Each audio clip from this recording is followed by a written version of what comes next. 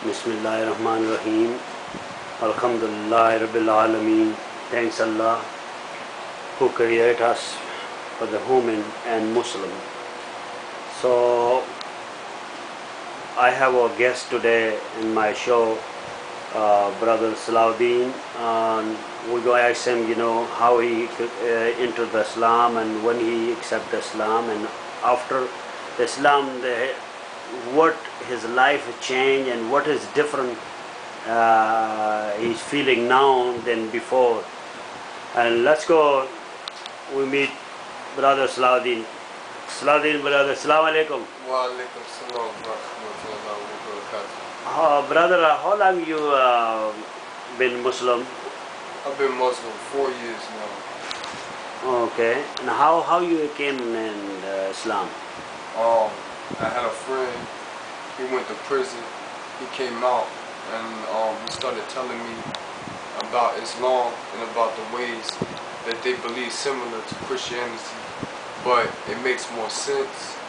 So I started questioning and asking him these questions. They started telling them to me, and from there I went to the masjid and took my shahada. Where was? It was in Winston-Salem. It was with Imam Khalid Briggs. Oh, he from America? Yes. Brother, Imam. So after that, then you moved to, when you move in Charlotte? I moved to Charlotte last year, a month before Ramadan. The last year. And what does make your life since you accept Islam? What's the change you in your life? You got more answers. You got more of the answers in life about what you're doing is right, what you're doing is wrong. It ain't no, well, what is this wrong? Is this right? A lot of people these days get confused.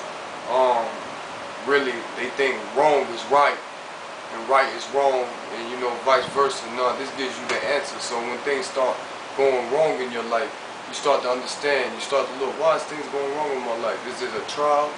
Is it the wrath of Allah? Is it, what is it? You get what I'm saying? So these got the answers to life. Okay, brother, after you accept Islam, then you have any hardship from your family? They give you hard time, or friend, or community, or any happen with you? You might have your family have some problems with them. You might, but that's about it. Well, So you explain them what is Islam? Because they don't know what Islam is, and then when you tell them about what Islam is, they just caught up in nationalism. Nationalism. Also, they don't want to change their lifestyle, Yeah, because they don't it's very want to hard. change their lifestyle too. Yeah, it's like ignorance is bliss. Have you ever heard that saying? They're comfortable being ignorant. They're comfortable. But your mom and dad is still alive? Well, that's my mom and dad, I really don't know them too well. Oh. But I do know like grandparents and things like that. And But they see you after the Islam, you change your life, and they surprise you? Yeah. But they don't care. They don't care. Some people just don't care, man. Some people are just like, this ain't the way I want you to be. I mean, they want to live your life for you. If you're doing wrong things, go to club and bar and fighting with the people, drug and other stuff, and they don't care either. Your family, they don't care. Don't care. But when you change your life 0 to 100% different, which is, they save you and save the whole humanity and save your family, and then you're going to be see Allah, and you go see the heaven. But they don't believe. Yeah, they don't. They really just stuck. I don't know what it is. If they're comfortable being ignorant, because they know if they realize what the truth is, they're gonna have to change, or they feel like it's stuck up in there like guilt, or if it's just the simple fact that they just like that's not me. I feel like I gotta change my whole But way to, I don't know what it is. Brother Salahuddin, when you change your lifestyle, like you have a mashallah sunnah beard, and after that your friend, close friend, is they just go far from you, or you come close to you, or how they react, the people you grow up with them?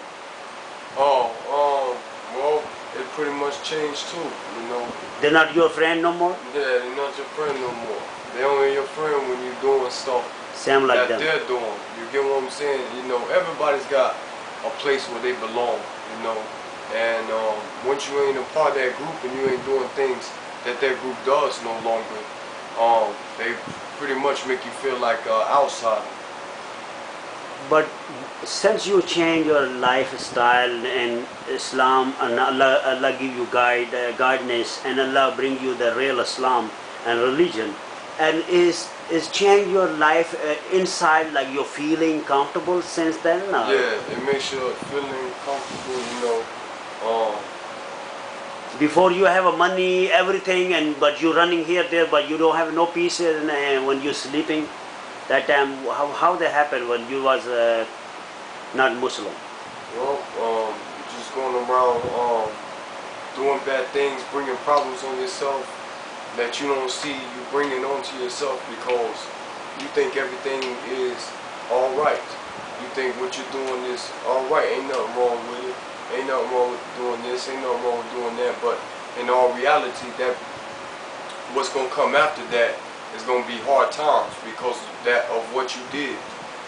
So that's what a lot of people confuse. They go around here doing this, what they like. They go to a club, get drunk, get in a bar, get into a club, get into an altercation because they drunk, and now he's shot on the concrete, looking up at the sky, wondering why. If you could see that certain things bring these type of endings, then you ain't gonna put yourself in that situation. But certain people don't see these type of situations occurring because they feel like they're not doing nothing wrong with drinking in the first place. So they're like, I'm not doing nothing wrong, and then something bad happens to them. And that's how it happens. And then they wonder how this happened. We were supposed to be worried about for everybody, the humanity. Because God create everybody for some reason. Big reason was to worship Allah, worship God. But we worship worldly stuff. That's why we have a big problem right now. And we running, chasing money, but we still don't have no peace. Yeah, they don't got no peace. Because Allah say you worship me, we don't. So we need to obey Allah, and we need to just tell them how you could give them message. You tell them, That's about Allah. it's all about if you just sitting there and you don't have money, don't have this, have that, and you're still like, man, you feel like something's missing. Then I suggest to look into Islam. But if you worry about them, because you worry because you don't want nobody go in the hellfire, because that's what Allah say. You need to tell them my message because they don't know. Yeah, they're blind. They can see nothing. They can hear nothing. So you tell them my message, and if they accept it, fine. If not accepted, you done your job. Yeah, done mine. Because Allah gonna ask you in the judgment day after you, when we die. Allah gonna ask everybody, what you do for your people, other people. Are you just only worried about yourself? That's what we needed. Unfortunately, on the day of judgment day, that's how you're gonna be, only worried about yourself. So I advise you, if peer pressure's a thing because you're not doing this, you're not doing that, don't worry about that. I see a lot of followers nowadays. There's a lot of people that just follow, because they think this is cool, they think that is cool. But you gotta just see what works for you. If you like that type of lifestyle and you like that type of problems and keep running into the same old problems all the time, and